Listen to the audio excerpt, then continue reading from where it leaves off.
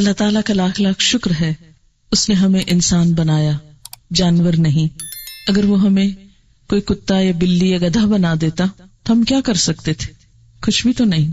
اس کا احسان کہ اس نے ہمیں مسلمان بنایا، ہمیں فضیلت عطا کی، بے شمار احسانات سے نوازا۔ اس کے سارے انعامات اور احسانات میں اللہ تعالیٰ کی پہچان ہے، زندگی گزارنے کے اس سلیقے کو جاننا ہے جو اس نے ہمارے لیے بھیجا۔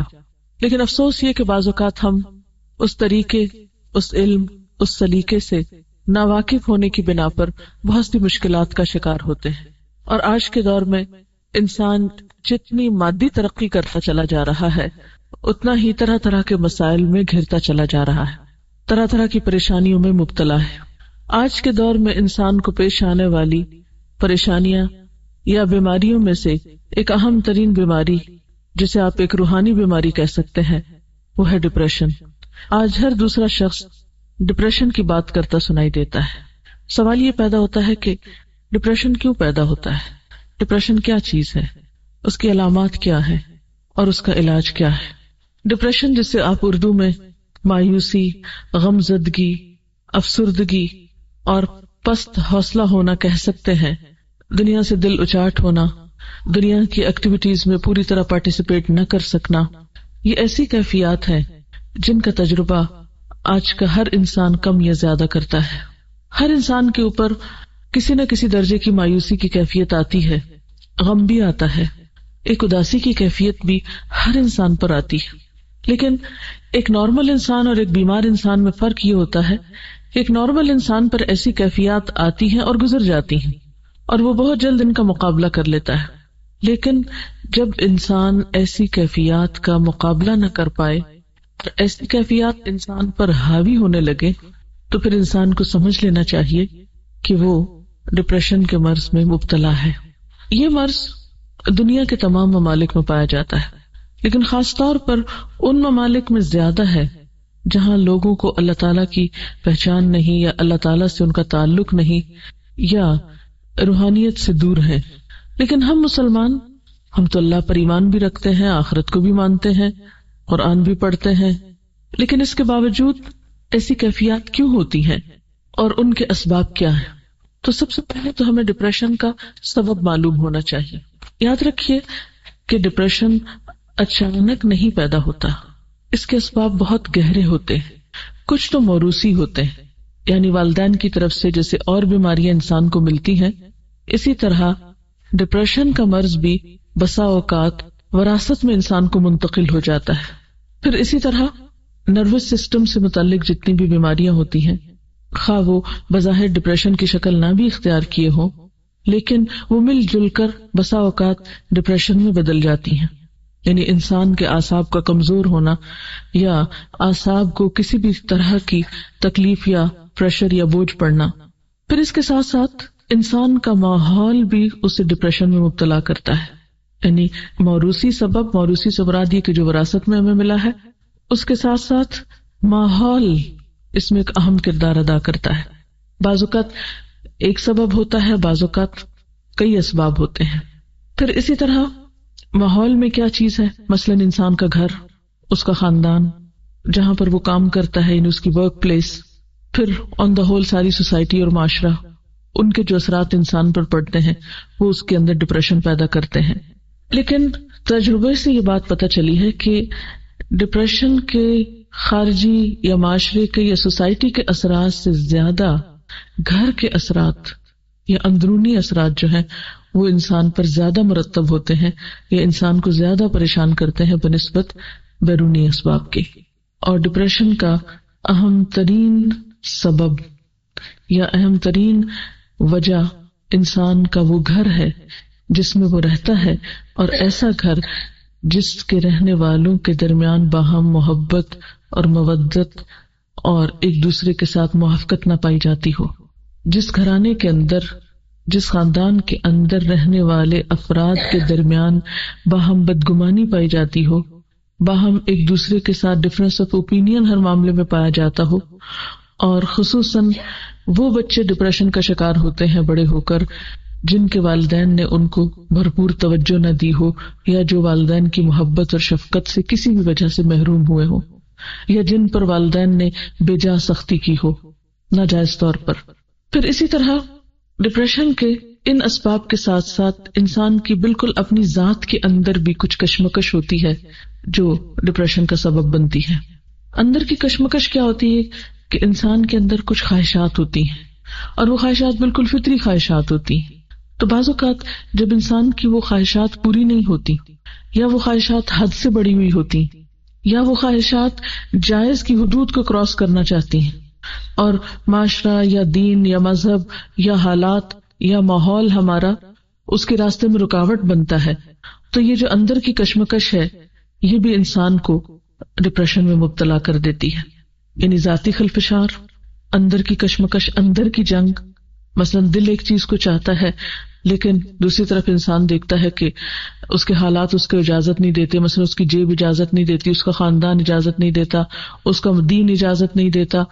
تو یہ جو کشمکش ہے انسان کے اندرونی جذبات کی اور بیرونی دباؤ کی، یا اندر ہی ایک قوت ہے جو ایک چیز طلب کر رہی ہے اور دوسری اس کو روک رہی ہے، تو وہ اندر کی جنگ جو ہے یہ بھی انسان کو بیماری میں مبتلا کر دیتی ہے. ان اسباب کے ساتھ ساتھ علامات کا جاننا بہت ضروری ہے، کیونکہ کسی بھی بیماری کی جب علامتیں ہم کو پتہ چلتی ہیں تو پھر انسان اس کا صحیح طور پر علاج کر سکتا ہے. ان علامات میں پہلی علامت ہے تنگ دلی کا احساس، دل کی گھٹن، اندر کی گھبراہٹ، پھر اطمینان کا نہ ہونا، سکون کا نہ ہونا، بلا وجہ بے چینی کا احساس بغیر کسی ظاہری سبب کے. بعض اوقات تو انسان بے چین ہوتا ہے، غمگین ہوتا ہے، اداس ہوتا ہے، اس کی کوئی وجہ ہوتی ہے. مثلا آپ کو پتہ چلتا ہے خدا نخواستہ کوئی عزیز دوست رشتہ دار فوت ہو گیا، کوئی نقصان ہو گیا، کوئی مال کا نقصان ہو گیا، کوئی اور کسی چیز کا نقصان ہو گیا، تو ایسے نقصان انسان کو غم میں یا دکھ یا تکلیف میں مبتلا کرتے ہیں. ایک بہت واضح اور آبویس سی ریزن ہوتی ہے، انسان کو پتہ چلتی ہے. لیکن بعض اوقات جب وجہ نہیں پتہ چلتی اور اندر ایک بے چینی ہے تو یہ پھر ڈپریشن ہے، یہ ڈپریشن کی علامت ہے. پھر اسی طرح سوچ میں تلخی، نیگیٹو تھنکنگ، ہر چیز کو الٹا دیکھنا، ہر چیز کو الٹا سوچنا، کسی کے سیدھے کام کو بھی غلط سمجھنا، ہر ایک پر شک کرنا، بدگمانی کرنا، یہ بھی اس کی علامات میں سے ہے. اور پھر ان ساری چیزوں کے نتیجے میں انسان کی نیند میں گڑبڑ ہو جانا. یعنی اللہ تعالیٰ نے انسان کی ان ساری تکلیفوں کو دور کرنے کے جو اسباب رکھے ہیں، اور اس میں خاص طور پر ایک بہت بڑا سبب جو ہے وہ نیند ہے، جس سے انسان سکون پاتا ہے، اس سے انسان عاری ہو جاتا ہے. اور اس وجہ سے آپ دیکھیں گے کہ بہت سارے لوگ نیند کی دوائیں کھا کر، مسکن ادویات کھا کر سوتے ہیں. تو ایسی ادویات کھا کر اپنے آپ کو سلائے رکھنا اور اپنے آپ کو دنیا کے وسائل سے فرار پر آمادہ کرنا، یہ اس کا علاج نہیں ہوا کرتا. اسی طرح بعض اوقات یہ ہے کہ اندرونی علامات کے علاوہ جسم پر بیرونی طور پر بھی یا جسمانی طور پر بھی کچھ علامات سامنے آتی ہیں. مثلاً بہت زیادہ پسینہ ایک دم آنے لگنا، دل کا زور زور سے دھڑکنا، جسمانی کمزوری ہو جانا، انتہائی تھکاوٹ محسوس کرنا، یعنی تھوڑا سا کام کرنے پر بہت زیادہ تھک جانا، کام کرنے کی صلاحیت کا ختم ہو جانا، وسوسوں کا شکار ہو جانا. اسی طرح بعض اوقات مختلف فوبیاز جو ہو جاتے ہیں کہ لفٹ میں نہیں چڑھ سکتے، بند کمرے میں نہیں جا سکتے، اندھیرے میں نہیں جا سکتے. تو یہ چند ایک ظاہری اسباب بھی انسان کو پریشان کرتے ہیں، جو کہ عام نارمل حالات میں انسان کے لیے پریشانی کا سبب نہیں ہوتے. مثلا ایک نارمل انسان گھر میں اکیلا ہے، اندھیرے کمرے میں جا رہا ہے، لائٹ چلی جاتی ہے، وہ اسے بہت نارمل لیتا ہے، کہیں اوپر جانا، نیچے اترنا ہے. لیکن جب ڈپریشن ہوتا ہے تو ایسی چھوٹی چھوٹی چیزیں انسان کو بہت بادر کرتی ہیں، انسان کو کمزور کر دیتی، انسان ان چیزوں کے سامنے ہارنے لگتا ہے. پھر اسی طرح بعض اوقات تو یہ چھوٹی چھوٹی بیماریاں جو ہیں بڑی بیماریوں میں تبدیل ہو جاتی ہیں. مثلا بعض لوگوں کو السر ہو جاتا ہے، ہائپر ٹینسو ہو جاتے ہیں لوگ. اسی طرح استھما کی بیماری ہو جاتی ہے، بعض لوگوں کی اسکن پر ہی ڈیزیز آ جاتی ہے، جیسے ایگزیما وغیرہ ہو جاتا ہے. اب لوگ اسکن کے اوپر دوائی باہر سے لگا رہے ہیں، ایستما کے لیے بیرونی طور پر دوائیاں کھا کے کنٹرول کر رہے ہیں، اور ایستما ہے کہ کنٹرول ہو ہی نہیں رہا. بی پی کی دوائی کھا رہے ہیں، وہ کنٹرول ہو ہی نہیں رہا، ڈوز بڑھاتے جا رہے ہیں. اب وہ بظاہر علاج ہو رہا ہے لیکن اصل کاز کو پکڑا ہی نہیں گیا، روٹ کو تو چھڑا ہی نہیں گیا. ایسا ان کا نقصان کیا ہوتا ہے؟ ان دوائیوں کے پھر اپنے سائیڈ ایفیکٹس ہوتے ہیں. پھر ایک بیماری سے دوسری، دوسری سے تیسری، تیسری سے چوتھی، وہ بیماریوں کا ایک چین چل پڑتا ہے. اور بسا اوقات انسان ان بیماریوں کی اوٹ میں یا ان بیماریوں کے دامن میں پناہ لے کر اپنے لیے ایک جواز پیدا کر لیتا ہے. لیکن روٹ کاز اس کا کچھ اور ہوتا ہے. اس لیے کبھی بھی بظاہر ان نظر آنے والی بیماریوں کو ظاہری بیماریاں سمجھ کر علاج نہیں کرنا چاہیے، اس کے اصل سبب کی طرف بھی توجہ کرنی چاہیے. اور اس کے لیے سب سے پہلے یہ کہ درست ڈائگنوسس ہونے چاہیے، تشخیص صحیح ہونی چاہیے. عام طور پر علاج کیا کیا جاتا ہے؟ مریض کو سلا دیا جاتا ہے یا ٹرینکولائزرز دیے جاتے ہیں، لیکن یہ کافی نہیں ہے. یعنی روح کی بیماری کا علاج صرف گولیاں کھانے میں تو نہیں ہے. اس کا نقصان بعض اوقات کیا ہوتا ہے کہ انسان ایسی دوائیاں کھاتا ہے جس سے اس کا معدہ اور خراب ہوتا ہے. جب معدہ خراب ہوتا ہے اس کا نظام ہضم بگڑتا ہے، اس کی نیند کا سسٹم خراب ہوتا ہے، اس کے اندر صحیح خون پیدا نہیں ہوتا، سارے خون کے اندر دوائیاں دوڑ رہی ہوتی ہیں، تو اس سے بیماری جو ہے وہ بڑھتی چلی جاتی ہے. یعنی انسان ظلم پر ظلم اپنے ساتھ کرتا چلا جاتا ہے لیکن چین کہیں بھی نہیں پاتا. تو ایسی صورت میں انسان کو حقیقی علاج کی طرف رجوع کرنا چاہیے. اور وہ کیا ہے؟ سب سے پہلے سوچ کی درستگی.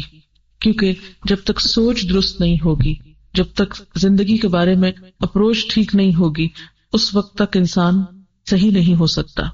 اور اس کے لیے یہ ہے کہ انسان اللہ تعالیٰ پر بھروسہ کرتے ہوئے چھوٹے چھوٹے نقصانات پر اپنے آپ کو ضائع نہ کرے. مثلاً کسی کا کال ہے کہ گرے ہوئے دودھ پہ افسوس کا اظہار نہ کرے، لیکن ہم میں سے اکثر لوگ اسی عادت کا شکار ہوتے ہیں کہ اگر سویرے سویرے چائے بناتے ہوئے دودھ گر گیا تو سارا دن اسی کا غم، ہر تھوڑی دیر بعد خیال ہے آج دودھ گر گیا تھا، آج دودھ گر گیا تھا، آج دودھ گر گیا تھا، اس سے مجھے جو ہے وہ چولہا صاف کرنا پڑا، پھر وہ نقصان ہو گیا، پھر گھر میں اسمیل ہو گئی، پھر یہ ہو گیا، وہ ہو گیا. وہ ہر تھوڑی دیر بعد وہ اپنے اثرات بھی چھوڑ جاتا ہے اور پھر ہم اسے دیکھ دیکھ کے دکھی ہوتے رہتے ہیں. حالانکہ جو گرنا تھا گر گیا، بس ختم. اس کے بعد اس کو بھولنے کی کوشش کرنی چاہیے، کیونکہ اب افسوس کرنے سے حاصل کچھ نہیں. پھر اسی طرح کسی نے یہ بھی کہا کہ سیٹی کو اس کی قیمت سے زیادہ میں نہیں خریدنا چاہیے. یعنی سیٹی ایک معمولی سی چیز ہے نا، روپے 2 روپے میں مل جائے گی، اس پہ 10 روپے کیوں لگاتے ہیں آپ؟ تو جو چیز جتنی حیثیت کی، جتنی قیمت کی ہے، اس کو اسی قیمت میں رکھنا چاہیے، اس سے زیادہ اسے اہمیت نہیں دینی چاہیے. اگر 2 روپے کا دودھ گر گیا یا 10 روپے کا گر گیا تو اس کے بدلے میں اپنے آپ کو جو آپ اتنی قیمتی ہیں اس کو کیوں پریشان کر رہے ہیں، اس کو کیوں نقصان دے رہے ہیں؟ تو چھوٹے چھوٹے نقصانات پر بڑی چیز قربان نہیں کرنی چاہیے. ہر چیز کو اتنی ہی اہمیت دیں، ہر چیز کو اتنی اہمیت دیں جتنی اہمیت کی وہ لائق ہے. ہر نقصان پر اور ہر جانے والی چیز پر یہ سوچیں کہ اس چیز کی ویلیو کیا ہے، اس کی حقیقت کیا ہے، جس کے لیے میں اتنا رو رہی ہوں، کوڑ رہی ہوں، جان جلا رہی ہوں، خون جلا رہی ہوں، اس کی حقیقت کیا ہے. تو آپ دیکھیں گے کہ بہت ساری چیزیں جن پہ ہم دکھی ہوتے ہیں ان کی حقیقت کچھ بھی نہیں ہوتی، بالکل معمولی چیزیں ہوتی ہیں، لیکن اس پہ جو ہم خرچ کر رہے ہوتے ہیں وہ بہت بڑا ہوتا ہے. اور پھر اسی طرح یہ ہے کہ ماضی اور مستقبل کے دروازے بند کر دینے چاہیے، حال میں زندہ رہنے کی کوشش کرنی چاہیے. ماضی کو بھول جائیں اور مستقبل کے بارے میں سوچنا چھوڑ دیں. کل جس نے جنم ہی نہیں لیا اس کے بارے میں کیوں سوچ رہے ہیں، اور ماضی جو فوت ہو چکا اس کے بارے میں کیوں سوچ رہے ہیں؟ نہ وہ ہاتھ میں نہ وہ ہاتھ میں، جو ہاتھ میں اس کی قدر کریں، جو آج پاس ہے اس کو ویلیو دیں. پھر اسی طرح آپ دیکھیں کہ کوئی بھی بیماری اس کا علاج کرنے سے پہلے پرہیز زیادہ اچھا ہوتا ہے. جیسے عام طور پہ ایک محاورہ بھی ہے نا کہ پرہیز علاج سے بہتر ہے. یعنی بجائے اس کے کہ انسان ایک بیماری کا شکار ہو اور پھر علاج شروع کرے، تو اس سے پہلے ہی پرہیز کرنا چاہیے. کیونکہ ڈپریشن کی بھی سٹیجز ہوتی ہیں، پہلا درجہ، دوسرا، تیسرا، آگے. اگر آپ کو پہلے درجے کا ڈپریشن، یعنی کہ آپ چھوٹی چھوٹی بات پہ افسردہ یا غمزدہ ہونا شروع ہوئے تو فوراً کانشیس ہو جائیں کہ نہیں اس سے آگے نہیں جانے دینا، اس کو کیا وجہ ہے، کیوں میں ایسا کر رہی ہوں. سبب کو جانیں اور اس سبب کو بالکل چھوٹا کر کے رکھ دیں. یہ تو کوئی بات ہی نہیں. بڑی سے بڑی بات کو اگر آپ تولیں اپنے مقابلے میں تو ہر جانے والی چیز کا نعم البدل ہو سکتا ہے، لیکن آپ کی اپنی ذات کا کوئی نعم البدل نہیں ہے. اگر آپ نہ رہے وما یغنی عنہ مالہ اذا تردی، انسان اگر خود ہلاک ہو جائے تو اس کا مال اس کے کس کام کا، دنیا کی نعمتیں کس کام کی. اس لیے سب سے پہلے تو پرہیز ضروری ہے. یعنی جہاں اپنے اندر ایسے جراثیم دیکھیں، جہاں اپنے اندر ایسی کوئی کیفیت دیکھیں تو فوراً یہ سوچیں کہ وجہ کیا ہے اور اس کو یہیں ختم کرنا، اس سے آگے نہیں جانا. اور اس کے لیے سب سے پہلی چیز یہ کہ ہمیں اپنے آپ کو اینالائز کر کے یہ دیکھنا چاہیے کہ مجھے کس چیز سے ڈر لگتا ہے. کیونکہ ڈپریشن کے اسباب میں ڈر بھی ہوتا ہے، خوف بھی. کس چیز کا ڈر ہے مجھے، کس چیز کا غم ہے. تو آپ دیکھیں گے کہ بہت سے لوگوں کو ڈپریشن اس وجہ سے ہوتا ہے کہ وہ انجانے اور غیر معلوم قسم کے تفکرات میں گھرے ہوئے ہوتے ہیں. جیسے ابھی میں نے کہا نا کہ ماضی اور مستقبل کے دروازے دونوں بند کر دیں، صرف حال کا دروازہ کھلا رہنے دیں. مثلا آپ دیکھیں کہ اگر آپ ایک گھر میں ہیں، بڑا گھر ہے اور آپ اس میں ایک کمرے میں رہ رہے ہیں، تو عقل مندی کیا ہے کہ باقی کمرے بند کر دیں. کیوں آپ کھلا چھوڑتے ہیں ان کو کہ روز مٹی پڑے، روز صفائی کرنی پڑے؟ جب تک وہ استعمال نہیں ہوتے تو بند رہیں. جہاں آپ رہ رہے ہیں بس اسی کی حفاظت کریں. تو آپ آج میں رہ رہے ہیں، آج کو دیکھیں کہ آج کا دن آپ کے لیے کتنا قیمتی ہے، اس میں آپ کیا کر سکتے ہیں، اس سے کس طرح فائدہ اٹھا سکتے ہیں. تو اس میں یہ ہے کہ خوف ہمیشہ مستقبل کا ہوتا ہے نا، مستقبل کے بارے میں انسان کو کچھ پریشانیاں ہوتی. لیکن آپ جانتے ہیں، میں اور آپ سب ایمان رکھتے ہیں کہ ہر چیز اللہ کے اختیار میں ہے. کل کا علم صرف اللہ کو، صرف. اصل مشکل یہ ہے کہ ہمارا جو غیب پر ایمان ہے نا وہ درست نہیں، اللہ پر ایمان جو ہے وہی درست نہیں ہے. ہم ایمان بھی رکھتے اور ساتھ شرک بھی کرتے ہیں. ہم مستقبل کو اللہ کے حوالے نہیں کرنا چاہتے، اس کو اپنے ہاتھ میں رکھنا چاہتے ہیں. اس کے فیصلے اور اس کی بھلائی اور اس کا فائدہ ہم سمجھتے ہمارے ہاتھ میں، جبکہ ہمارے ہاتھ میں کچھ نہیں ہے. ہمارے ہاتھ میں تو وہ بھی نہیں ہے جو اس وقت میرے پاس ہے. ہم تو اتنے کمزور ہیں کہ ہمیں نہیں پتا کہ ابھی تھوڑی دیر میں کیا ہو جائے. دنیا میں ہر آن کتنی تبدیلیاں ہو رہی ہیں. کسی کو پتا تھا یہ ہوائیں اور یہ بارشیں اور یہ ٹھنڈک اور یہ سب پھر اس طرح لوٹ آئے گا اور پورے ملک کو بارش اس طرح لپیٹ لے گی؟ کسی کو خبر نہیں تھی. 2-4 دن پہلے کسی کے وہم و گمان میں بھی نہیں تھا. ہو سکتا ہے کہ آپ ایک ہفتہ پہلے کی گرمی دیکھ کے پریشان ہو رہے ہوں اور سوچ رہے ہوں کہ ہائے گرمی آ رہی. کم از کم اور تو کسی کا نہیں مجھے پتا، میں اپنے بارے میں ضرور کہہ سکتی ہوں کہ ذرا سی دھوپ تیز ہوئی تو مجھے ایک دم پریشانی ہوئی، یا اللہ، اور میں اپنے دماغ پہ بوجھ ڈال کے بیٹھ گئی، اب پھر گرمی آ رہی مجھ سے تو کچھ نہیں ہوگا. اور تھوڑی دیر میرے اوپر وہ کیفیت رہی، پھر میں نے سوچا چھوڑو، کوئی پتہ نہیں کل کو کیا ہوتا ہے اور کیا ہونا اور کیا نہیں. اور اس کے بعد میں فوراً اس کیفیت سے نکلی. اور اگر میں نہیں نکلتی اور سارا دن میں اپنے آپ کو اس میں مبتلا رکھتی تو واقعی میں کچھ نہیں کر سکتی تھی. میرے اپنے اوپر وہ کیفیت آئی ایک خوف کی کہ گرمی آ رہی ہے، کیونکہ مجھے گرمی سے ڈر لگتا ہے بہت. جہنم سے بھی بہت ڈر لگتا ہے اور گرمی سے بھی بڑا لگتا ہے. تو مجھے لگتا ہے کہ گرمی آئی تو میرے کام کرنے کی صلاحیت جو کم از کم آدھی ختم ہو جائے گی، تو بہت مشکل پڑتی ہے مجھے اس کو ڈیل کرنے میں. خیر، اور آج جب مجھے سردی لگ رہی تھی تو میں سوچ رہی تھی کہ میں کتنی احمق تھی کہ میں گرمی سے پریشان ہو رہی تھی. مجھے تو نہیں پتا تھا کہ اگلے ہفتے موسم ایسا ہو جائے گا. اور واقعی ہمیں نہیں پتا کہ کل کے لیے جس چیز سے ہم پریشان ہو رہے ہیں وہ کل ہوگی بھی کہ نہیں ہوگی. تو ہر وہ چیز جس کا خوف آنے لگے، کوئی بھی چیز، کیونکہ خوف ڈپریشن کا سبب بنتا ہے، ہر وہ چیز جس کا خوف آنے لگے اس کو اپنے دل سے نکالنے کی کوشش کرے کہ نہیں، میں نے کل نہیں دیکھا، مجھے نہیں پتا کہ کل کیا ہوگا، آج نہیں ہے یہ چیز میرے پاس، تو اس لیے مجھے پرواہ نہیں کرنی چاہیے. پھر آپ دیکھیں کہ دوسری بات یہ کہ جن چیزوں کا ہمیں خوف ہے ان کے اسباب معلوم کر کے سبب دور کرنے کی کوشش کر لیں. کوئی بھی چیز جس کا آپ خوف ہے آپ کو، تو اس کے لیے تیاری کر لیں. مثلاً اگر مجھے خوف ہے گرمی کا تو میں ذرا دیکھ لوں کہ اے سی ٹھیک کام کر رہا ہے یا نہیں، کپڑے گرمیوں کے ہیں یا نہیں، یعنی تیاری کر لوں، بجائے اس کے کہ خوف زدہ ہو کے بیٹھ جاؤں اور سوچتی جاؤں اور بس. اس سے تو مسئلہ حل نہیں ہوگا. نمبر 1 یہ کل کا کسی کو نہیں پتا. نمبر 2 یہ کہ ہاں نہیں پتا لیکن پھر بھی ہم ایکسپیکٹ کرتے ہیں کہ ایسا ہو سکتا ہے، پاسبلٹی ہے، اور وہ بھی جاتا ہے ایسے، تو اس کے لیے ابھی سے تیاری شروع کر دیں، اس کا بندوبست کریں، اس سبب کو دور کرنے کی کوشش کریں. اور پھر آپ دیکھیں گے کہ جب سبب دور ہوگا، یعنی تیاری ہوگی، تو آپ کے اندر ایک کانفیڈینس آئے گا کہ نہیں اب آ جائے، اگر مشکل آتی بھی تو میں نبٹنے کی صلاحیت رکھتی، مجھے پتا ہے کہ کیسے ڈیل کرنا ہے اس لیے گھبرانے کی کیا ضرورت ہے. ہمارے اور خوف کیا ہوتے ہیں؟ مثلا سارے خوف کا تو میں یہاں ذکر نہیں کر سکتی، چند ایک خوف کا ذکر کر سکتی ہوں. مثلا ہمیں خوف ہوتا ہے کہ ہم کل کھائیں گے کہاں سے، ہمارا کیا بنے گا، ہمارے رزق کا کیا ہوگا، کون ہمارے لیے کمائے گا، کون ہمارے لیے لائے گا، کہاں سے کھائیں گے، کیا ہوگا. اور یہ خوف جن کے پاس بہت کچھ ہے ان کو بھی ہے اور جن کے پاس نہیں ہے ان کو بھی ہے، سب کو ہی ہوتا ہے. اللہ تعالیٰ نے قرآن پاک میں اس کا بہت اچھا جواب دیا ہے، وَكَأَيٍّ مِّن دَابَّةٍ لَا تَحْمِلُ رِزْقَهَا اللَّهُ يَرْزُقُهَا وَإِيَّاكُمْ وَهُوَ السَّمِيعُ الْعَلِيمُ. کتنے ہی جانور ہیں جو اپنا رزق اٹھائے نہیں پھرتے، ان کی پیٹھ پہ نہیں لدا ہوا، اللہ ان کو رزق دیتا ہے اور تمہارا رازق بھی وہی ہے. آخر اتنے سال زندگی کے گزارے، کسی دن بھوکے تو نہیں سوئے نا. 20 سال عمر ہے، 40 سال عمر ہے، 40 سال کھلایا نا اس نے، تو جس نے پچھلے 40 سال کھلایا وہ اگلے بھی کھلا دے گا، یہ اس کے ذمہ ہے. ہم اپنی طرف سے کوشش کرتے رہیں، جو ہم سے بن پڑتا ہے بناتے رہیں اور باقی معاملہ اس پہ چھوڑ دیں. پھر اسی طرح عموماً کیا ہوتا ہے، ہمیں خوف ہے کہ مصیبت نہ آ جائے، ہائے یہ نہ ہو، مثلاً یہ شینڈلیر خدا نہ خواستہ یہ نہ گر پڑے، یہ شیشہ نہ ٹوٹ جائے کہیں، کہیں آگ نہ لگ جائے، وہ کہیں باہر نکلی ہو بھی خدا نہ خواستہ ایکسیڈنٹ نہ ہو جائے. یعنی یہ چھوٹی چھوٹی باتیں ہوتی ہیں نا جو ہر وقت ہمارے دل سے آ کے گزرتی رہتی ہیں. چھوٹے چھوٹے خوف، یہ نہ ہو جائے، وہ نہ ہو جائے، وہ نہ ہو جائے، یعنی مصیبت کے آنے کا خوف، کسی بھی قسم کی مصیبت کے آنے کا خوف. اللہ تعالیٰ فرماتے ہیں ما اصاب من مصیبت فی الارض ولا فی انفسکم الا فی کتاب من قبل ان نبرأها ان ذلک علی اللہ یسیر. کوئی مصیبت ایسی نہیں جو زمین میں یا تمہارے اپنے نفس پہ نازل ہوتی ہو اور ہم نے اس کو پیدا کرنے سے پہلے ایک کتاب میں لکھ نہ رکھا ہو. ایسا کرنا اللہ کے لیے بہت آسان ہے. وہ تو لکھی جا چکی، اب کیا کرو گے؟ پریشان ہونے سے وہ ٹل جائے گی.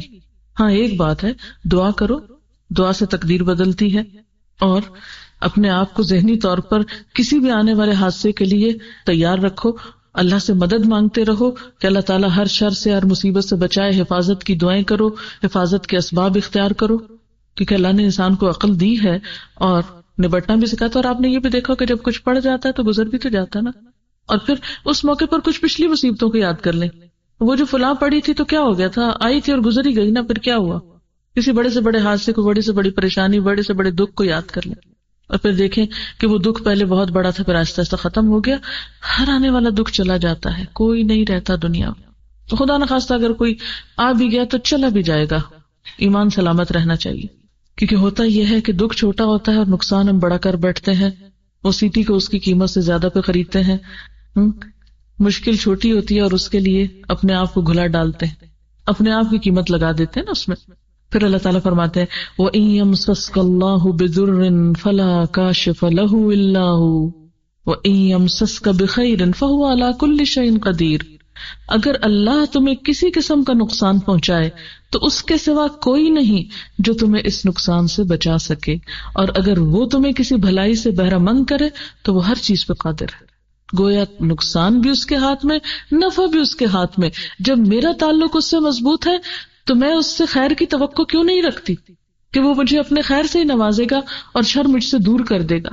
پھر اسی طرح انسان بسا اوقات بیمار ہونے سے ڈرتا ہے کہ بڑھاپا ہوا تو میرا کیا بنے گا، کہیں چھوٹی موٹی درد شروع ہوئی، یہ درد شروع ہو گئی، اب تو یہ بڑھے گی، اور اب تو میری عمر اتنی ہو گئی، اور اس عمر میں تو فلاں کو میں نے دیکھا تھا اس کا یہ حال تھا، اور فلاں کا تو یہ بن گیا، اب میرے ساتھ پتہ نہیں کیا ہونے والا ہے. ایک خوف. اب ہوتا کیا ہے کہ انسان، یعنی یہ بات اب ایک طرح سے پرووڈ ہے کہ انسان کے بہت سارے ایکشنز اس کی سوچ کا نتیجہ ہوتے ہیں. بہت ساری بیماریاں صرف اس کی سوچ کی وجہ سے ظاہر ہوتی ہیں، حالانکہ حقیقی سبب کوئی نہیں ہوتا جسم میں ان کا. تو اب ایک چیز جس کو ہم نے کسی کے ساتھ ہوگی ہم نے اس کو اپنے پہ لے لیا، نہیں اس کے ساتھ ہوگی اب مجھے بھی ضرور ہو جائے گی. اور عموماً آپ نے دیکھا ہوگا کہ کسی کو زکام میں دیکھا تو ہمیں لاحق ہو جاتا ہے، کسی کی آنکھ خراب دیکھی بس ایک دیکھنے کی دیر ہے وہ ہمیں بھی پہنچ جائے گی مرض. کیوں ایسا ہوتا ہے کہ ایک شخص سے مجھے زیادہ اثر ہو جاتا ہے، کسی دوسرے کو کیوں نہیں ہوتا؟ کیونکہ میرے اپنے اندر وہ جذب کرنے کی صلاحیت زیادہ ہے. وہ اس بیماری کو میں نے خود دعوت دے دی ہے، وہ ڈر خوف کے مارے وہ میرے اوپر حاوی ہو گئی ہے. اور اگر اس وقت انسان دعا پڑھ کے معاملہ اللہ کے حوالے کر دے، حدیث میں آتا ہے نا کہ جو شخص کسی مصیبت زدہ کو دیکھ کے یہ دعا پڑھے گا اللہ تعالیٰ اس کو اس مصیبت سے محفوظ کر دے گا. یعنی چھوٹی سی بھی کسی کو تکلیف میں دیکھے نا، مثلا کوئی گر گیا، کوئی اٹک گیا، کوئی ذرا سا بھی کسی دکھ میں مبتلا ہوا ہے، فوراً پڑھ دیں الحمدللہ الذی عافانی ممن ابتلاہ بہ. اللہ کا شکر ہے جس نے مجھے اس مصیبت سے بچا کے رکھا ہے. تو جب شکر ادا کریں گے اللہ تعالیٰ کا تو اللہ تعالیٰ آپ کو محفوظ کر لے گا. اور یقین کے ساتھ پڑھیں. پھر اس کے بعد یہ ہے کہ ابراہیم علیہ السلام کا اللہ تعالیٰ پر ایسا بھروسہ تھا، ایسا تعلق تھا اللہ تعالیٰ کے ساتھ کہ وہ خاص طور پر اس کا ذکر کرتے ہیں وَإِذَا مَرِضْتُ فَهُوَ يَشْفِينِ.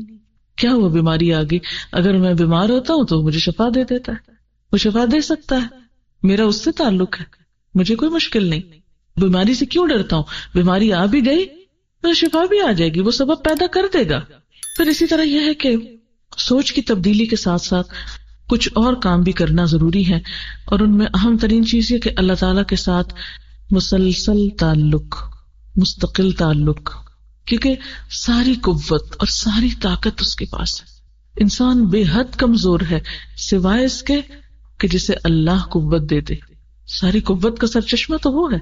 تو جب انسان اس کو تھام لیتا ہے تو وہ دراصل استمسک بالعروۃ الوثقی لا انفصام لها.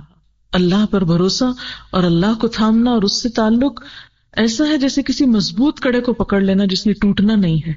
تو جو شخص اللہ تعالیٰ پہ بھروسہ کرتا ہے اللہ تعالیٰ ضرور اس کو سہارا دیتا ہے. پھر اسی طرح نماز سے مدد لینا. آپ صلی اللہ علیہ وسلم کا طریقہ کیا تھا؟ جب ذرا بھی پریشان ہوتے تھے، تھوڑی سی بھی پریشانی آتی تو سب سے پہلے نماز کی طرف رجوع کرتے، فوراً نماز کے لیے کھڑے ہو جاتے.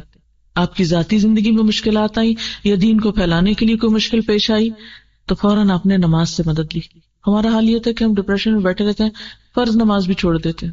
کیا کریں، غم ہے، دل ہی نہیں چاہتا. نہیں بھی دل چاہتا تو اپنے آپ کو پش کر کے کھینچ تان کے نماز کے لیے کھڑے ہو جائیں. اور اگر آپ واقعی قرآن کا کچھ حصہ آپ کو یاد ہے اور ذرا سی لمبی نماز پڑھ لیں تو پھر آپ دیکھیں گے کہ نماز کے ختم ہونے تک آپ کا ڈپریشن بھی دور ہو جائے گا، آپ اس کیفیت سے بھی باہر آ جائیں گے. کیونکہ یہ اللہ کے رسول صلی اللہ علیہ وسلم کا آزمودہ نسخہ ہے، مجرب ہے. آپ صلی اللہ علیہ وسلم یہ فرمایا کرتے تھے کہ میری آنکھوں کی ٹھنڈک نماز میں ہے. آج ہماری آنکھوں کی ٹھنڈک نماز میں کیوں نہیں؟ ہم تو مصیبت کے مارے بوجھ سمجھ کے اس کو اٹھا پھینکتے ہیں، بس ٹائم آیا اور پورا کیا اور ختم. انجوائے نہیں کرتے نماز کو. بعض لوگوں کو نماز سے ہی گھبراہٹ شروع ہو جاتی، وہ اتنی دیر خاموش نہیں رہ سکتے شاید، یعنی حالانکہ وہی وقت ہم بیٹھ کے بھی گزار دیتے ہیں. اچھا، اس کی ایک بڑی وجہ یہ کہ ہمیں قرآن زیادہ زبانی یاد نہیں ہوتا تو ہر وہ کل واللہ پڑھ کے بور ہو جاتے ہیں. اگر تھوڑی سی کوشش کر کے ایک ایک آیت سیکھنا شروع کر دیں، اور قرآن پاک کی ایسی صورتیں جن کے پڑھنے کی بہت فضیلت ہے، مثلا سورۃ الکہف ہے، سورۃ البقرہ کی اول آخر آیات ہیں، سورۃ یاسین ہے، سورۃ الملک ہے، اگر ان کو آپ پڑھنا شروع کر دیں، یعنی یاد کرنا شروع کر دیں، ایک ایک آیت، دو لفظ، تین لفظ، اور آپ دیکھیں کہ کچھ مشکل نہیں. تو ایک تو ذہن مصروف ہوگا، دوسرا اس کلام کی برکت ہوگی، تیسری نماز بہت اچھی ہو جائے گی. ہم عموماً شکایت کرتے ہیں نا کہ نماز میں دل نہیں لگتا، تو اگر آپ بدل کے آیات پڑھیں تو آپ دیکھیں گے کہ نماز آپ کو کھینچ کے رکھے گی، پکڑ کے رکھے گی. اور جب ہم ایک روایتی سے نماز پڑھتے ہیں نا، بس کھڑے ہو گئے اور کچھ پتہ نہیں اللہ اکبر کب ہوئی اور سلام کب پھیر لیا، ایسی نماز پر فائدہ نہیں دیتی. پھر اسی طرح اللہ تعالیٰ کا ذکر. اللہ بذکر اللہ تطمئن القلوب. اللہ کے ذکر سے دلوں کو اطمینان نصیب ہوتا ہے. اکیلے بھی ذکر، چلتے پھرتے اللہ کا ذکر، اور اس کے علاوہ کچھ لوگوں کے ساتھ بیٹھ کے اللہ کا ذکر.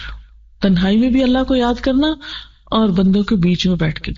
عموماً ہم جب لوگوں سے ملاقات کرتے ہیں تو اس میں ہم اللہ تعالیٰ کا نام لینا نہیں پسند کرتے یا اللہ کی بات کرنا نہیں پسند کرتے. ہم دنیا بھر کی باتیں کریں گے، زیور کپڑے کی باتیں کریں گے، ادھر ادھر کی باتیں کریں گے، لیکن اللہ کی بات نہیں بیٹھ کے کریں گے اکٹھے. اور پھر اسی طرح جس طرح کی ذکر کی مجلس میں آپ اس وقت بیٹھے ہوئے اور آپ میں سے ہر ایک محسوس کر سکتا ہے کہ اس وقت ہمارے دل کی حالت اچھی ہے بنسبت اس کے کم تنہائی میں کہیں بیٹھے سوچ رہے ہوتے، کیونکہ اللہ کا ذکر ہو رہا ہے نا یا دین کی بات ہو رہی ہے. ایسی مجلسوں میں حاضر ہونا ایک بہترین علاج. اللہ تعالیٰ فرماتے ہیں وَنُنَزِّلُ مِنَ الْقُرْآنِ مَا هُوَ شِفَاءٌ وَرَحْمَةٌ، کہ ہم قرآن میں سے وہ چیزیں اتارتے ہیں جو شفا بھی ہے اور رحمت بھی ہے. قرآن پاک کے لیے ہدن و بشرا کا لفظ آتا ہے، ہدایت اور خوشخبری ہے، یعنی دلوں کی خوشی کا سامان ہے اس کتاب میں. اور اکیلے تلاوت بھی فائدہ دیتی ہے اور کسی مجلس میں محفل میں بیٹھ کے سب کے ساتھ قرآن پڑھنا بھی فائدہ دیتا ہے. ذکر کے بارے میں یہ بھی آتا ہے کہ جب بھی کچھ لوگ اللہ کو یاد کرنے کے لیے اکٹھے ہوتے ہیں تو فرشتے ان کو گھیر لیتے ہیں، رحمت ان پہ چھا جاتی ہے، ان پہ سکون اور اطمینان نازل ہوتا ہے، اور اللہ تعالیٰ انہیں اپنی مجلس میں یاد کرتے ہیں. تو جس مجلس کے اوپر رحمت چھا جائے، جس مجلس پہ فرشتے پر بچھائیں یعنی اپنے پروں سے ڈھانپ لیں، اور جس مجلس کے لیے وعدہ ہے کہ اس میں بیٹھنے والوں پہ سکون نازل ہوتا ہے، لیکن شیطان ہمیں ایسی مجلسوں کو سے بھگا کے رکھتا، نہیں وہاں نہیں جانا، ابھی بڑے مصروف ہو تم، بہت کام ہے، وہاں جاؤ گے تو یہ کام کیسے ہوگا، وہ کام کیسے ہوگا. تو جب ہم ایسی مجلسوں اور محفلوں سے دور رہتے ہیں، دین کے سیکھنے سکھانے کی مجلسوں سے، تو اس سے بھی ہمارے دلوں میں وحشت ہوتی. تو بطور علاج ایسی جگہوں پر شریک ہونا چاہیے، یعنی علاج کے نقطہ نظر سے. پھر اسی طرح دعا جو ہے ان مشکلات میں بھی فائدہ دیتی ہیں جو اتر چکی ہیں، اور ان میں بھی فائدہ دیتی ہے جو ابھی نہیں اتری. یعنی حدیث کا مفہوم یہ ہے کہ دعا ان مصیبتوں اور بلاؤں میں بھی فائدہ مند ہے جو آ چکی ہیں انسان پہ، اور ان میں بھی فائدہ مند ہے جو ابھی آئی نہیں، ان کو پیچھے ہی روک رکھتی. اس لیے دعا بہت مؤثر علاج ہے. قرآن پاک میں اللہ تعالیٰ فرماتے ہیں وَقَالَ رَبُّكُمُ ادْعُونِي أَسْتَجِبْ لَكُمْ، تمہارا رب کہتا ہے مجھے پکارو، مانگو تو صحیح، میں قبول کروں گا تمہاری دعا. لیکن شیطان عموماً ہم کو بہکاتا ہے کہ نہیں تم تو اتنے گناہگار ہو، تمہاری نہیں سنی جائے گی. وہ کوئی اور ہی لوگ ہوتے ہیں جن کی دعائیں سنی جاتی. کس نے آپ کو بتا دیا کہ جب آپ کا رب آپ کو کہہ رہا ہے ادعونی استجب لکم، مانگو مجھ سے دوں گا میں تم کو، پھر ہم کیوں نہیں مانگتے؟ اور ساتھ ہی پھر اللہ تعالیٰ نے ڈانٹ پلائی ان الذین یستکبرون عن عبادتی سیدخلون جہنم داخرین، جو لوگ گھمنڈ میں آ کر میری عبادت سے، میری دعا سے منہ موڑتے ہیں، وہ ضرور ذلیل و خوار ہو کر جہنم میں داخل ہوں گے. یعنی دعا نہ کرنا انسان کی بدبختی کی علامت ہے، اور یہ بدبختی انسان کو پھر بڑی مصیبت میں مبتلا کر دیتی. اس لیے یا حی یا قیوم برحمتک اٹھتے بیٹھتے دعائیں کرنا، اللہ تعالیٰ سے مدد حاصل کرنا، یہ انسان کے لیے بہترین نسخہ ہوتا ہے. اسی طرح بلند آواز سے قرآن پاک کی تلاوت، یعنی ایک ہوتا ہے نا انگلی پھیرتے رہتے ہیں خاموشی سے، یہ نہیں تلاوت کہلاتی. تلاوت کیا ہے؟ اونچی آواز سے بولے. اور اونچی آواز سے کیا ہوتا ہے؟ کیونکہ عربی زبان میں اور خاص طور پہ قرآن پاک میں ہمارے جو سارا ووکل سسٹم ہے وہ سارا استعمال ہوتا ہے. ہماری زبان کے کنارے، سائیڈز، ہمارے ہونٹ، ہمارا حلق، ہمارے سینے تک، دل تک اس کے اثرات آتے ہیں. یعنی عربی زبان میں جو حروف ہیں، ہر حرف کے منہ سے نکالنے کی جگہ الگ ہے. جب ہم صحیح طور پر تلاوت کرتے ہیں، صحیح انداز میں، جیسے حق کا تلاوتی جس کو کہتے ہیں، تو اس سے وہ سارے تار ہلتے ہیں، ہمارے مختلف پوائنٹس پہ جا کے ٹچ کرتی ہے وہ تلاوت، اور اس کے ذریعے وہ ڈپریشن جو ہے وہ ختم ہونے لگتا ہے. تو بطور خاص کبھی غم کا دورہ پڑنے ہی لگے، ابتدائی سمپٹمز میں فوراً سب کام چھوڑ دیجئے، قرآن کھول کے لاؤڈلی پڑھنا شروع کر دیجئے. آپ دیکھیں گے اگر آپ 15 منٹ صرف لاؤڈلی قرآن پڑھیں گے، آپ اس کیفیت سے باہر ہوں گے. یعنی بہترین علاج ہے، کیونکہ وَنُنَزِّلُ مِنَ الْقُرْآنِ مَا هُوَ شِفَاءٌ وَرَحْمَةٌ، لیکن رحمت للمومنین، یہ ماننے والوں کے لیے، یقین کرنے والوں کے لیے تو یہ فائدہ مند ہے. اور اگر ہمارے اس وقت یقین ہی شیکی ہو جائے تو پھر نہیں فائدہ دیتا. پھر اسی طرح اللہ کا تقویٰ، اللہ سے ڈرتے رہنا، پھر نیکی کے کاموں میں دلچسپی رکھنا، یعنی نیک کاموں میں آگے بڑھنا، نیکی کے مواقع کو ضائع نہ کرنا. اور اس میں کیا ہے، ایک چھوٹی سی نیکی کیا بتائی، تمہارا اپنے بھائی کو دیکھ کے مسکرا دینا بھی صدقہ ہے. اب مسکرانے پہ کیا خرچ آتا ہے ہمارا، لیکن اللہ تعالیٰ نے اس کو بھی ہمارے لیے صدقہ شمار کیا. اور قرآن پاک میں اللہ تعالیٰ کا وعدہ ہے من عمل صالحا من ذکر او انثى وهو مؤمن فلنحيينه حياة طیبہ ولنجزینہم اجرہم باحسن ما كانوا يعملون. جو شخص بھی نیک عمل کرتا ہے، خواہ وہ مرد ہو یا عورت، بشرطے کہ مومن ہو، اسے ہم دنیا میں پاکیزہ زندگی، عمدہ زندگی بسر کرائیں گے. اچھا، یہ بات میں کس لیے آپ کو بتا رہی ہوں؟ اس لیے کہ آپ کے دل کے اندر وہ خاص خوشی اور خاص سکون آ جائے جس سے عام طور پر دنیا کے لوگ محروم رہتے ہیں. مادہ پرستی کا شکار لوگ اس خوشی سے محروم رہتے ہیں. کبھی آپ ٹینشن کا شکار ہوئے، ذہنی تناؤ کا ہوئے؟ یہ آج کے دور کا ایک بہت بڑا مرض ہے، بہت بڑا مرض ہے، کھا رہا ہے انسانوں کو اور ان کی صلاحیتوں کو. اللہ تعالیٰ نے ہر مرض کے لیے دوا پیدا کی، ہر مرض کی دوا ہے. سٹریس مینجمنٹ آج کے دور میں ایک سائنس بن چکی اور مختلف طریقوں سے، ہیلوں بہانوں سے لوگ علاج کر رہے ہیں. تو آئیے دیکھتے ہیں کہ ہمارا دین اس کے بارے میں ہمیں کیا حل دیتا ہے. یہاں میں مولانا وحید الدین صاحب کی ایک تحریر پڑھوں گی اور اس کے ساتھ ساتھ کچھ کمنٹ کروں گی. زندگی میں بار بار مسائل اور مصائب آتے ہیں، زندگی میں بار بار مسائل اور مصائب آتے ہیں، یعنی مصیبتیں آتی ہیں. ایسا ہر مرد اور عورت کے ساتھ پیش آتا ہے، یعنی کوئی ایک غیر معمولی چیز نہیں ہے، سب کے ساتھ ہوتا ہے. ان مسائل اور ان مشکلات سے کس طرح کامیابی کے ساتھ نپٹا جائے، مقابلہ کیسے کیا جائے، اس کا جواب قرآن کی سورت نمبر 2 کی ایک آیت میں ملتا ہے. اس کا ترجمہ یہ ہے، اور ہم ضرور تم کو آزمائیں گے کچھ ڈر اور بھوک سے، اور مالوں اور جانوں اور پھلوں کی کمی سے، اور ثابت قدم رہنے والوں کو خوشخبری دے دو جن کا حال یہ ہے کہ جب ان کو کوئی مصیبت پہنچتی ہے تو وہ کہتے ہیں ہم اللہ کے لیے ہیں اور ہم اسی کی طرف لوٹنے والے ہیں. انا للہ و انا الیہ راجعون. مسائل اور مصائب کے وقت کوئی شخص ذہنی تناؤ کا شکار کیوں ہوتا ہے، یعنی ٹینشن ہوتی کیوں ہے؟ مصیبت کے آنے پر انسان کیوں ٹینس ہوتا ہے؟ اس کا سبب یہ ہے کہ وہ اس کو ایک ایسی چیز سمجھتا ہے جس کو نہیں ہونا چاہیے تھا.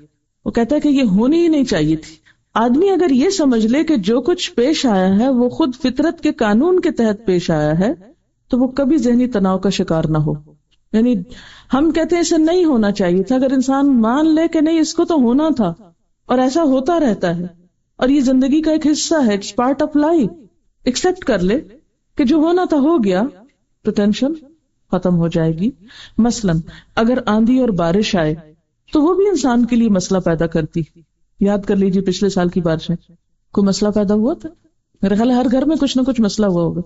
مگر آندھی اور بارش کے وقت آدمی ذہنی تناؤ کا شکار نہیں ہوتا، اس کو فطرت کے قانون کے تحت ہونے والا واقعہ سمجھتا ہے کہ بارشیں تو آتی ہی ہیں، آندھیاں بھی آتی ہیں، اور معتدل انداز میں اس کا سامنا کرتا ہے، یعنی پازیٹیولی اس کو فیس کرتا ہے. یہی معاملہ زندگی کے مسائل اور مصائب کا بھی ہے. یہ چیزیں خالق کے تخلیقی منصوبے کے تحت پیش آتی ہیں. تخلیقی منصوبہ کیا ہے؟ یہ اللہ تعالیٰ کا جو پلان ہے کریشن کا، اس کا یہ حصہ تھی. وہ انسان کے لیے زحمت میں رحمت، بلیسنگ ان ڈسگائز کی حیثیت رکھتی ہیں، یعنی ایک چھپی ہوئی بلیسنگ یا نعمت ہوتی ہے، کیونکہ ان مع العسر یسرا ہوتا ہے. آدمی اگر پیش آنے والے مصائب کو اس حیثیت سے لے تو وہ کبھی ذہنی تناؤ کا شکار نہ ہو. مسائل یا مصائب کا سامنا کرنے کے دو طریقے ہیں، یعنی مسائل یا مشکلات کو نبٹنے کے دو طریقے ہیں. ایک صبر کا طریقہ ہے اور دوسرا بے صبری کا طریقہ. بے صبری کا طریقہ دوسرے لفظوں میں منفی رد عمل، نیگیٹو رسپانس کا طریقہ ہے. بے صبری کیا ہے؟ Negative response. ذہنی تناؤ ہمیشہ بے صبری کا نتیجہ ہوتا ہے، عجلت، جلد بازی، صبر نہ کرنا. اس کے مقابلے میں صبر کا طریقہ آدمی کو ذہنی تناؤ کا شکار ہونے سے بچا لیتا ہے. یعنی انسان اگر ایکسپٹ کر لیتا ہے اور خاموش ہو جاتا ہے، اس کڑوے گھونٹ کو پی لیتا ہے کہ تو زندگی کا حصہ، پھول کے ساتھ کانٹا ہے، اگر چپ گیا اور خون نکل رہا ہے تو اس خون کو ہٹا دو اور تھوڑا ہاتھ مل لو، ٹھیک ہو جائے گا. لیکن اگر انسان اس موقع پہ کہے نہیں میں تو آئندہ میں تو پھول کو ہاتھ نہیں لگاؤں گا اور میں اس کو دیکھوں گا نہیں، پھر تو کیا ہوگا؟ ہمیشہ کے لیے پھول سے ملنے والی خوشبو اور خوشی سے محروم ہو جائے گا. اس دنیا میں ہر آدمی قانون خداوندی بالفاظ دیگر قانون فطرت کے تابع ہے. وہ اپنے آغاز میں بھی اسی قانون کے ماتحت ہے اور اپنے آخر میں بھی اسی قانون کے ماتحت. ایسی حالت میں حقیقت پسندی کا طریقہ یہ ہے کہ کوئی مرد یا عورت جب بھی کسی مسئلے سے دوچار ہو تو وہ معتدل انداز میں اس کا سامنا کرے اور اس کو اپنے حق میں خیر سمجھ کر قبول کر لے. تکلیف دہ، ناپسندیدہ اور پریشان کن چیزوں کو اپنے حق میں خیر سمجھ کے قبول کر لے. اس میں خیر کے پہلو تلاش کرنے لگے کہ اس کی وجہ سے میری زندگی میں کہاں کہاں بھلائی بھی آئی. اس آیت میں مصیبتوں کا مقصد ابتلا وَلَنَبْلُوَنَّكُمْ بتایا گیا ہے. ابتلا کے معنی امتحان یا آزمائش کے ہیں. انسانی زندگی میں اس قسم کے امتحان کا مقصد کیا ہے؟ مقصد یہ ہے کہ اس کو حوادث کے درمیان تربیت دے کر زیادہ بہتر انسان بنایا جائے. یعنی مشکلات کیوں آتی ہیں؟ انسان کو کیا بنانے کے لیے؟ زیادہ بہتر انسان بنانے کے لیے. جیسے کوئی بھی امتحان، مثلاً پارا ٹیسٹ ہوتا ہے آپ کا، تو اگرچہ آپ ایک ٹینشن سے گزرتے ہیں، تکلیف سے گزرتے ہیں، بہت سی مشکلات آپ کو ہوتی ہیں، لیکن کچھ فائدہ بھی ہوتا ہے. مثلاً ایک طریقہ تو پڑھنے کا یہ تھا کہ آپ آئیں، دلچسپی سے لیکچر سنیں اور پھر گھر چلے جائیں، اور ایک یہ ہے کہ آپ اس کو لکھیں، یاد کریں اور پھر اس کو ریپروڈیوس کریں. دونوں میں سے بہتر کیا ہے آپ کے لیے جو آپ کی شخصیت یا آپ کی ذات یا آپ کے علم کا حصہ بن جاتا ہے کہ آپ اس کو اس درجے میں اپنے اندر اتاریں کہ آپ پھر ریپروڈیوس بھی کر سکیں، پھر آپ مفید بن جاتے ہیں. اور اگر صرف اتنا ہو کہ آپ کی اپنی ذات نے سنا اور آپ کے اپنے اندر تک فائدہ ہے تو وہ کچھ زیادہ فائدہ نہیں ہے. امتحان کا مقصد یہ ہے کہ اس کو حوادث کے درمیان تربیت دے کر زیادہ بہتر انسان بنایا جائے. حوادث کسی آدمی کے لیے ترقی کا زینہ ہے. حوادث کے ذریعے، حادثوں کے ذریعے آدمی کا ذہن بیدار ہوتا ہے، اس کی عقل زیادہ کام کرتی ہے. یعنی ہر حادثہ انسان کو جگاتا ہے، ہوش میں لاتا ہے. مشکلات سے انسان کے اندر پختگی آتی ہے، انسان میچور ہوتا ہے. جیسے کچا برتن آگ میں پک کر پکا ہو جاتا. مٹی تو وہی ہوتی ہے. کبھی برتن بننے کا عمل دیکھا یا سنا یا پڑھا؟ مٹی کو پانی میں ڈال کے گوندھ کے پھر اس سے کیا ہوتا ہے؟ ایک خاص شیپ میں برتن بنایا جاتا ہے، پھر اس کو تپایا جاتا ہے آگ پر. مجھے ایک کارخانہ ایسا دیکھنے کا اتفاق ہوا تھا جس میں 12 گھنٹے تک برتنوں کو بھٹی میں رکھا جاتا ہے، مسلسل وہ ہیٹ میں ہوتے ہیں اور پھر وہ ایسے پکے ہو جاتے ہیں کہ چھوٹا موٹا گرنے سے، ٹھوکر لگنے سے، آپس میں ٹکرانے سے ٹوٹتے نہیں. بہت سے لوگ زندگی میں چھوٹے چھوٹے ٹکراؤ سے ٹوٹ جاتے ہیں. یہ کچے برتن ہے نا, ٹوٹ جاتے ہیں, دراڑیں آ جاتی ان میں. لیکن جو برتن زیادہ دیر تک پکے ہوئے ہوتے ہیں, یہ خاص مقدار تک تپے ہوئے ہوتے ہیں, وہ چھوٹی چھوٹی باتوں سے پھر ٹوٹتے نہیں ہیں, وہ پھر کام کے ہوتے ہیں, وہ فائدہ مند ہوتے ہیں. اور کچے برتن جن میں دراڑیں ہوتی ہیں وہ کام کے نہیں ہوتے, کچھ بھی ڈالو ان میں سب بہہ جائے گا, فائدہ نہیں اس کا. اور اللہ تعالیٰ جس شخص سے کوئی بڑا کام لینا چاہتا ہے اس کو اتنا ہی زیادہ آزمائش میں ڈالتا ہے. مثلا ایک حدیث میں آتا ہے کہ انبیاء علیہم السلام کے لیے سب سے زیادہ آزمائش ہوتی. آزمائے جانے والے لوگوں میں سب سے زیادہ انبیاء آزمائے جاتے ہیں, پھر جو ان کے قریب تر ہوتے ہیں ان کے قریب ہوتے ہیں. یعنی جو جتنا درجے میں ان کے قریب ہوگا اس پر آزمائش بھی اتنی ہی سخت ہوگی. اس سخت آزمائش سے گزر کر جب میچور ہوتے ہیں تو پھر ہی وہ بڑے کام کرنے کے قابل ہوتے ہیں. حادثے آدمی کو متحرک کرنے کا ذریعہ ہے, ایکٹیو رکھتے ہیں, ورنہ تو ہم سو جائیں, سست ہو جائیں. جب چیلنجز سامنے ہوتے ہیں تو ہم زیادہ کام کرتے ہیں. حوادث آدمی کے لیے زندگی کے سفر میں مہمیز کا کام کرتے ہیں. حوادث کے بغیر آدمی نامکمل ہے, ٹھوکریں کھائے بغیر آدمی نامکمل ہے. یہ حادثے ہی ہیں جو آدمی کی شخصیت کو مکمل شخصیت بناتے ہیں. اس سے معلوم ہوا کہ حادثوں کا صحیح مقابلہ یہ نہیں کہ اپنے اندر ذہنی عمل کو سپریس کر دیا جائے یا اس کو دبانے کی کوشش کی جائے. بہت سے لوگ یہی طریقہ اختیار کرتے ہیں, وہ سگریٹ یا شراب کے ذریعے اس کو بھلانے کی کوشش کرتے ہیں. وہ مخصوص ورزشوں کے ذریعے اپنے اندر ذہنی عمل کو معطل کر دینا چاہتے ہیں, یعنی ٹینشن ریلیز کرنے کے لیے وہ خاص قسم کی ایکسرسائزز کرنے لگتے ہیں, سوچنا چھوڑ دیتے ہیں. وہ حقیقی زندگی سے فرار یعنی اسکیپ کرنے کا کوئی طریقہ تلاش کر لیتے ہیں. وہ میڈیٹیشن کے ذریعے اپنے ذہن کو ایک ایسی حالت میں لے جاتے ہیں جس کو ذہنی تحذیر انٹلیکچوئل اینستھیزیا کہا جا سکتا ہے. میڈیٹیشن سے وقتی طور پر تو آپ کو کیا ملتا ہے, بہت ایک ریلیف ملے گا, لیکن حقیقت میں اگر آپ دیکھیں تو جتنی دیر آپ میڈیٹیشن کر رہے ہیں اور اپنے آپ کو اس میں کھپا رہے ہیں, لگا رہے ہیں اور کچھ اور ہی سوچنے لگ گئے جس کا آپ کی حقیقی زندگی سے تعلق نہیں, تو آپ نے ایک طرح سے اپنے ذہن کو سلا دیا, چیلنج کا مقابلہ کرنے کے لائق نہیں رہے. اس قسم کے تمام طریقے فطرت کے خلاف ہیں, اور جو چیز فطرت کے خلاف ہو وہ کبھی انسان کے لیے مفید نہیں ہو سکتی. اسلام نے ہمیں ایسے مواقع پر نہ کوئی میڈیٹیشن بتائی ہے, نہ کوئی ایکسرسائز بتائی ہے, سمپل سا طریقہ بتایا ہے, نماز پڑھو اور اللہ سے دعا کرو اور ایک دوسرے کو تھام کے رکھو. وتواصوا بالحق وتواصوا بالصبر. اصل بات یہی ہے کہ ناپسندیدہ اور ناگوار حالات میں اپنے آپ کو اپنے مقصد کے ساتھ اگر انسان جوڑ کے رکھتا ہے تو اللہ تعالیٰ ضائع ہونے سے بچاتا ہے. قرآن پاک کی ایک آیت مجھے ہمیشہ بہت بہت میرے دل کے اندر ایک ایمان کی کیفیت جگا دیتی ہے. اللہ ضرور مدد کرے گا اس کی جو اللہ کی مدد کرتا ہے, اور اللہ تو ہماری مدد کا محتاج نہیں, لیکن اللہ کے دین کی محبت, اللہ کی اطاعت میں چھوٹی سی کوشش بھی اگر کوئی انسان کرتا ہے تو اللہ اس کو ضائع نہیں کرے گا. جیسے نبی صلی اللہ علیہ وسلم پر جب پہلی وحی نازل ہوئی اور آپ بہت گھبرائے ہوئے تھے, گھر تشریف لائے, تو خدیجہ نے کیا کہا تھا, واللہ لا یخزیک اللہ ابدا, اللہ کی قسم اللہ آپ کو ہرگز رسوا نہ کرے گا. انک لتحمل الکل وتکسب المعدوم وتقر الضیف, کیونکہ آپ دوسروں کا بوجھ اٹھاتے ہیں. آپ جن کے پاس کچھ نہیں, معدوم یعنی جن کے پاس کچھ کھانے کو نہیں, کوئی ضروریات زندگی نہیں, ان کے لیے اپنی کمائی میں سے خرچ کرتے ہیں, کما کر دیتے ہیں ان کو, اور مہمانوں کی عزت کرتے ہیں. اللہ آپ کو رسوا نہیں کرے گا. تو بات یہ ہے کہ جو اچھے اخلاق ہیں اور لوگوں کی برائیوں اور لوگوں کی زیادتیوں کے باوجود ان کو معاف کرتے رہنا, اگنور کرتے رہنا, اور سب کچھ واقعی اللہ کے لیے کرنا, صرف یہ نہیں کہوں گے اللہ کے لیے کرنا, واقعی اللہ کے لیے کرنا, تو اس کی جو تاثیر ہے وہ دنیا کی کسی چیز میں نہیں.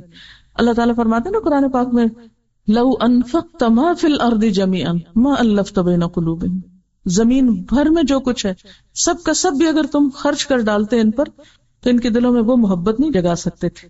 تو اللہ کا جو کلام ہے اور اللہ کے ساتھ جو واقعی بے غرضی کا تعلق ہے, بے غرضی کا تعلق یعنی اللہ کے دین کی خدمت میں یا کسی بھی انسان کے ساتھ کوئی بھلائی کرنے میں, یہ نہ دیکھو کہ کون ہے جس سے میں بھلائی کر رہا ہوں, کون ہے جس کے میں کام آ رہا ہوں, ہمیں اس سے نہیں غرض.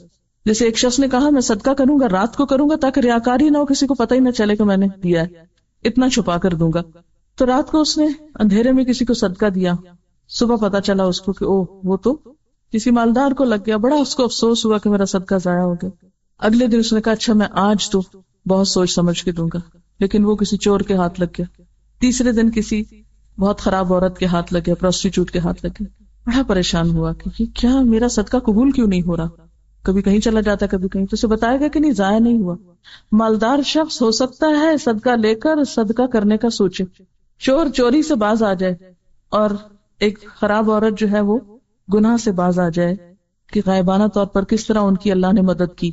تو انسان کو مخلص ہو کر, بے غرض ہو کر, نیک نیتی کے ساتھ نیکی کرتے چلے جانا چاہیے. اگر وقتی اور فوری طور پر اس کا کوئی رزلٹ سامنے نہیں بھی آتا تو مایوس نہیں ہونا چاہیے, چھوڑ نہیں دینا چاہیے. جب اللہ کے لیے کیا ہے تو ضائع نہیں ہو سکتا. ہم تنگ نظر ہے نا, ایک کام کرتے ہم کہتے 2 اور 2 4, اس کا رزلٹ یوں سامنے آنا چاہیے, میری اس نیکی کا نتیجہ اس شکل میں سامنے آنا چاہیے. کبھی بھی یہ نہ دیکھیں کہ چھوٹا کام ہے یا بڑا, کیا ملے گا اس سے, کیا حاصل ہوگا, لوگ میری تعریف کریں گے کہ نہیں, مجھے کچھ دیں گے کہ نہیں. تو انشاءاللہ جب آپ اللہ اور اپنے بیچ میں سیلف کو ذرا ہٹا کے رکھیں گے, سیلف کو, تو آپ کا سفر تیز ہو جائے گا انشاءاللہ. جب ہم نیکی اس لیے کرتے نا, مثلاً اگر میرے گھر میں درس ہوگا تو میں دین پر اتنا خرچ کروں گی, اگر میرے علاقے میں یہ چیز ہوگی تو میں, آج صبح میں ایسے سوچ رہی تھی کہ اگر آئندہ کسی نے میرا انٹرویو کیا تو میں اسے کہوں گی ایک سوال پوچھو مجھ سے کہ دین کے راستے میں رکاوٹیں کتنی ہیں, کون سی رکاوٹ سب سے بڑی تھی. تو میں ضرور کہوں گی کہ لوگوں کی خود غرضیاں اور لوگوں کی ذاتیں, نفس. کیونکہ جب ہم خود غرض ہوتے ہیں نا, میرا فائدہ, میرا بچہ, میرا گھر, میری ذات, میرا نام, میری شہرت, میری اہمیت, پھر دین تو پیچھے چلا جاتا ہے. جب ہم دین کو بلند کرتے ہیں تو اللہ آپ کو بھی عزت دے دیتا ہے, لیکن جب ہم خود کو بلند کرنے کی کوشش کرتے ہیں تو دین تو کہیں رہ جاتا ہے نا ایک طرف, اور پھر اپنی بلندی بھی رستے میں رہ جاتی ہے. اللہ تعالیٰ کسی کا اجر نہیں ضائع کرتا, کسی کا احسان ضائع نہیں کرتا, کسی کا بھی چھوٹا سا نیک عمل, من یعمل مثقال ذرۃ خیرا یرہ, ذرے کے برابر بھی اگر کوئی نیکی کرتا ہے نا, کوئی اچھا کام کرتا ہے, کسی انسان نے نہیں دیکھا, وہ کوئی نہیں قدردانی کرنے والا, لیکن اس نیکی کی خوشی آپ ہی کے دل کے اندر لوٹ کر آئے گی. آپ کر کے تو دیکھیں. اس لیے اللہ تعالیٰ کا وعدہ ہے کہ ایسے لوگوں کو ان کے اجر ان کے بہترین اعمال کے مطابق آخرت میں بھی عطا کریں گے, یعنی دنیا میں بھی اچھی زندگی ملے گی اور آخرت میں بھی. اور پھر اسی طرح یہ ہے کہ زندگی میں اعتدال اور توازن بہت ضروری ہوتا ہے, یعنی ڈپریشن سے نکلنے کے لیے اعتدال والی زندگی بہت ضروری ہوتی ہے. کیونکہ عام طور پر جب ہماری زندگی میں انتہائی رویے آتے ہیں تو اس وقت ہی مشکل زیادہ پیدا ہوتی ہے, یعنی افراط و تفریط کا شکار نہیں ہونا. افراط و تفریط میں کیا آتا ہے, مثلاً اگر آپ کسی سے محبت کرتے ہیں تو حد سے زیادہ, نفرت کریں تو حد سے زیادہ, غصہ کریں تو حد سے زیادہ, کھائیں تو حد سے زیادہ, سوئیں تو حد سے زیادہ, تو یہ افراط و تفریط ہوتی ہے. تو جب ہم ہر چیز میں حد سے بڑھنے لگتے ہیں تو پھر اس کا ری ایکشن ہوتا ہے نا, اس کے روح پر اثرات ہوتے ہیں. اس کے لیے معتدل زندگی بسر کرنا ضروری ہے. اور پھر آخری بات توبہ, کیونکہ ڈپریشن عموماً گلٹ سے بھی ہوتا ہے, گناہ کے اثرات بعض اوقات روح پر رہ جاتے ہیں.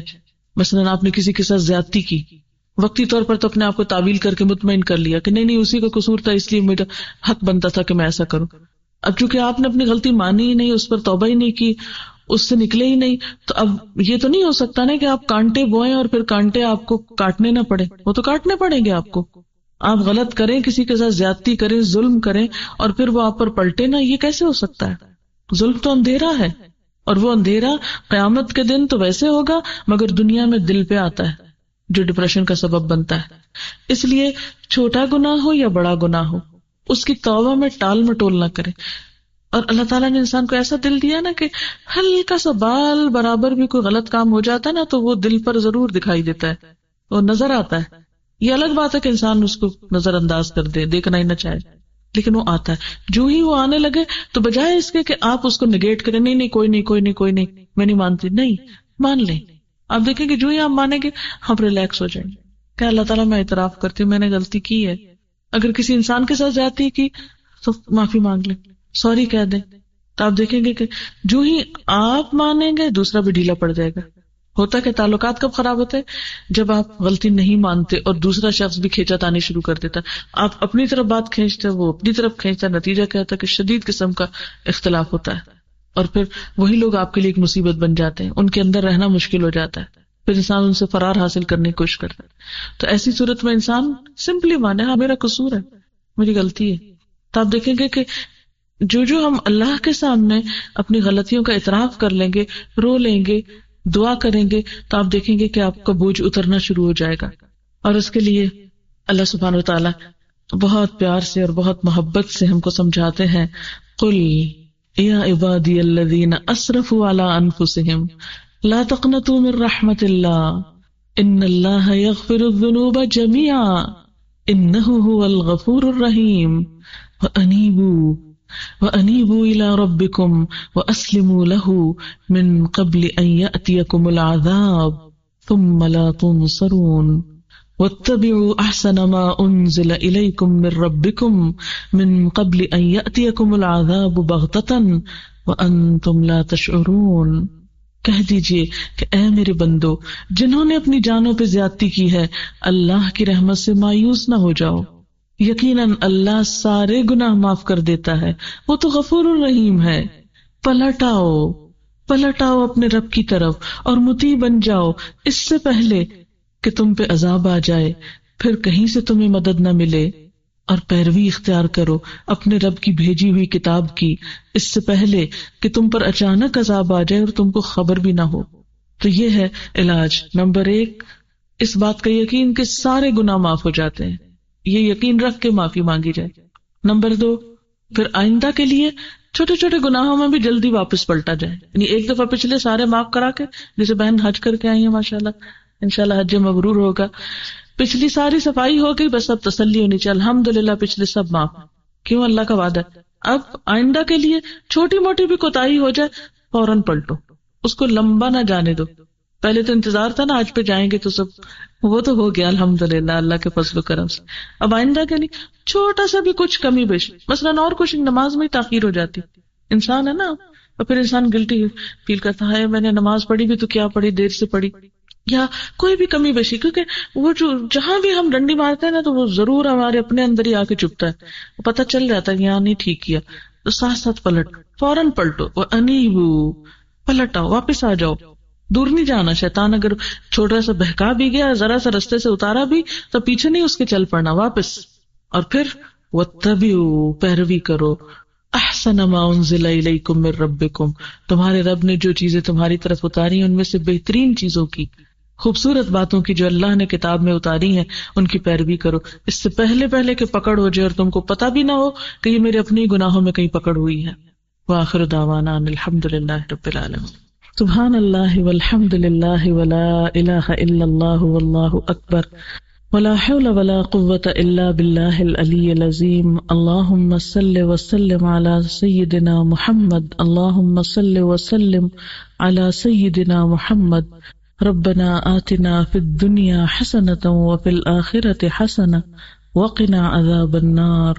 ربنا لا تزغ قلوبنا بعد إذ هديتنا وهب لنا من لدنك رحمة إنك أنت الوهاب.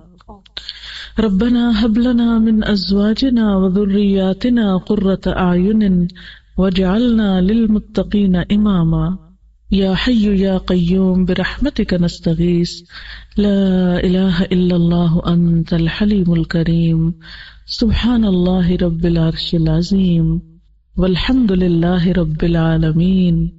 رب نسألک موجبات رحمتک وعزائم مغفرتک والغنیمة من كل بر والسلامة من كل اسم لا تدع لنا ذنبا الا غفرته ولا ہما الا فرجته ولا حاجة هي لك رضا الا قضيتها یا ارحم الراحمین.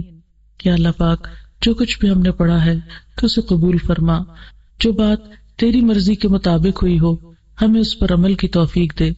کوئی بات زبان سے ایسی نکلی ہو جو آپ کو پسند نہ آئی ہو تو یا اللہ ہمیں اس سب کو اس سے دور کر دے اور ہمیں سچا علم عطا فرما. یا اللہ ہمیں اپنی محبت عطا کر. یا اللہ اپنے سوا ہر چیز کا خوف دل سے دور کر دے. یا اللہ ہمیں اپنی ذات پر بھروسہ اور توکل کرنا سکھا.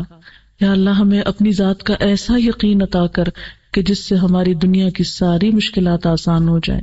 یا اللہ ہمیں ایسی اطاعت کی توفیق عطا کر جو ہمیں تیری جنت تک پہنچا دے اور تو ہمیں اپنی رحمتوں سے ڈھانپ لے. یا اللہ تو ہم پر اپنا فضل فرما.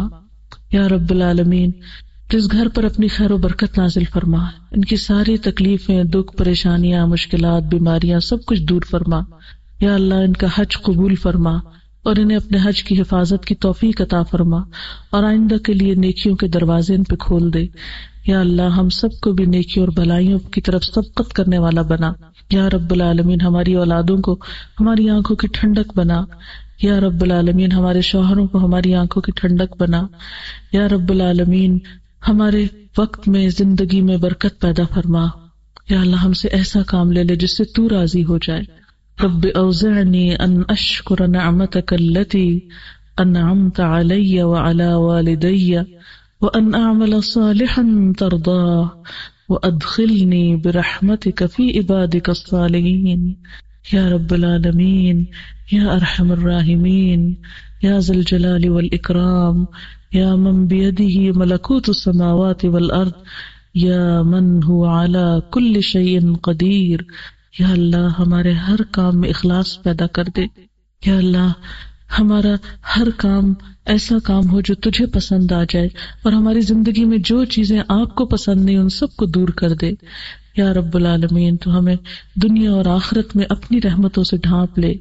ربنا تقبل منا انک انت السمیع العلیم وتب علینا انک انت التواب الرحیم، وصلی اللہ تعالی علی خیر خلقہ محمد وعلی آلہ واصحابہ واہل بیتہ اجمعین برحمتک یا ارحم الراحمین۔ الہی آمین۔